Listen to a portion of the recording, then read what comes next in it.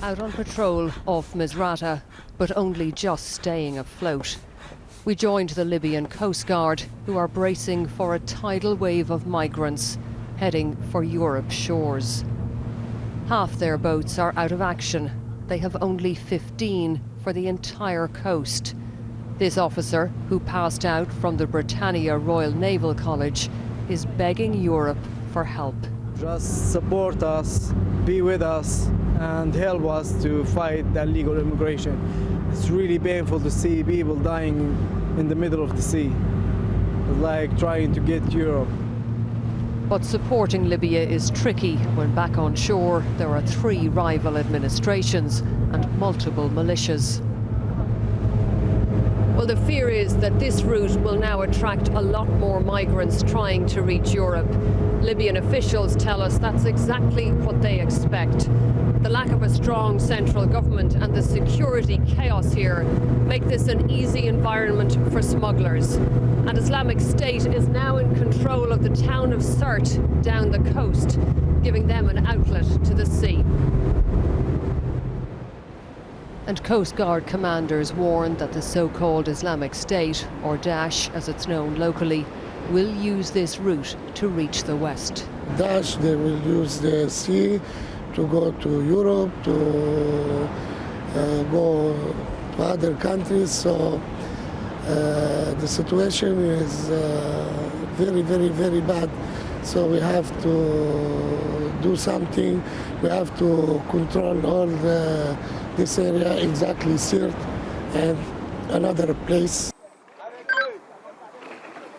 And here, just one of the boats on the open seas this week, jammed with migrants headed for Italy. They were rescued by the Coast Guard when the engine failed. Their dreams of Europe on hold for now.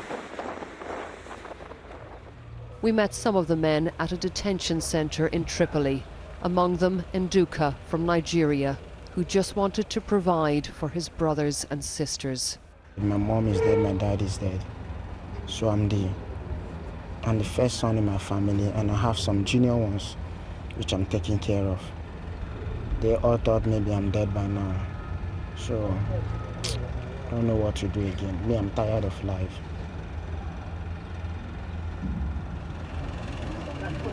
And Libya is tired of trying to cope with an endless stream of migrants. So tired, one official here says the answer could be to ship them to Italy. I sent advice many times that the European countries, they should come here to Libya and sit with the acting government to tackle this problem. Or I believe the other solution, which is the other option, is to send them to Europe to hire boats and send them there, because we have more than hundreds of thousands of those migrants here, and we can do nothing. I mean, it's a big, really big problem. A big problem with big profits. Libyan police showed us some of the cash they've recovered recently. They say smugglers can earn £350,000 with a single voyage. They claim this Nigerian man is one of them. I swim for 24 hours on top of sea. Nobody except me and God. He was detained after a ship went down in December with a loss of more than 100 lives. He protests his innocence. Why do you think that they are blaming you? Why do they say you're a smuggler if you're so innocent? Because why? They are surprised only me one survive. Only me one survive in the boat. It's not by my power, it's by God Almighty. And this is where the search for a new life can come to an end, in the desert sands within sight of the Mediterranean, which beckons so many. Here there are no names, only numbers.